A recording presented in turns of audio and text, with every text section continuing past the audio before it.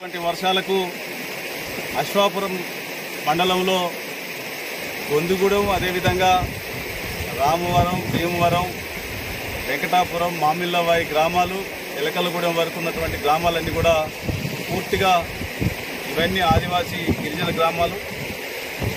ఇవన్నీ కూడా మొన్న వచ్చినటువంటి వరదలలో పూర్తిగా మరి వందలాది ఎకరాలు నీట మునగడం జరిగింది. దానికి తోడు మరి ఇక్కడ కొత్తగా నిర్మాణం చేపట్టినటువంటి రాళ్లవాగు పైన నిర్మాణం చేపట్టినటువంటి బ్రిడ్జి, ఇసుకవాగు బ్రిడ్జి ఏదైతే ఉందో, ఈ ఇసుకవాగు బ్రిడ్జి మరి గతంలో ఎలక్షన్ కంటే ముందే మొదలుపెట్టినటువంటి బ్రిడ్జి.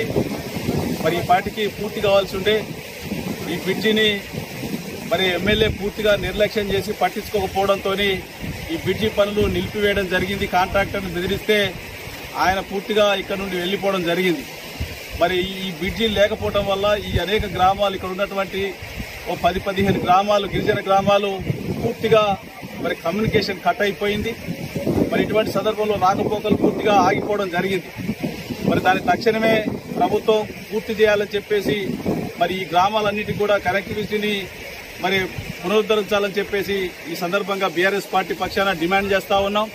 దాంతోపాటుగా వెంకటాపురం గ్రామంలో మరి కల్లూరి నీలమయ్య ఇద్దరు మేకల తోటి దగ్గర పడుతుంటే మేకలతోటి పూర్తిగా మరి నీట మునిగిపోయి కొట్టుకొని పోవడం జరిగింది. దాంతోపాటు వారి ఇరువురు కూడా కొట్టుకొని పోయి ఇద్దరు కూడా మరి డెడ్ బాడీలు దొరకడం జరిగింది. సుమారు అక్కడ 200 మేకలు, ఇంకా పిల్లలతో కలిపితే 300 మేకలు చనిపోవడం జరిగింది. అట్లాగే పదుల సంఖ్యలో ఆవులు, గేదెలు కూడా చనిపోవడం జరిగింది.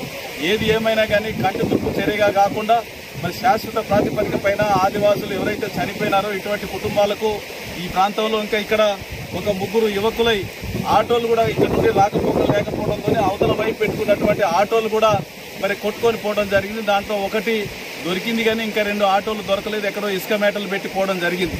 ఇటువంటి వాళ్ళందరినీ తక్షణమే ఆదుకోవడానికి గతంలో ముఖ్యమంత్రి గారు, ఇప్పుడు ఉన్నటువంటి ముఖ్యమంత్రి గారు గతంలో ప్రతిపక్షంలో ఉన్నప్పుడు మాట్లాడడం జరిగింది.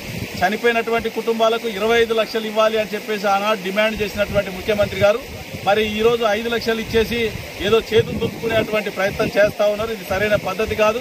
ఖచ్చితంగా చనిపోయినటువంటి కుటుంబాలకు 25 లక్షలు ఇవ్వాలి.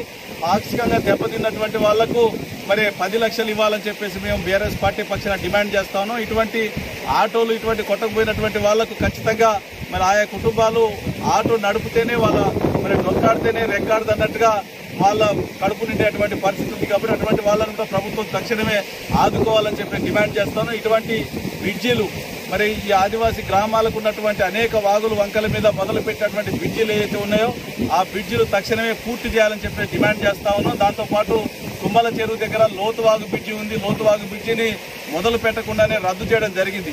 ఏజెన్సీ ప్రాంతానికి నిధులు ఇవ్వడమే అత్యంత మాత్రం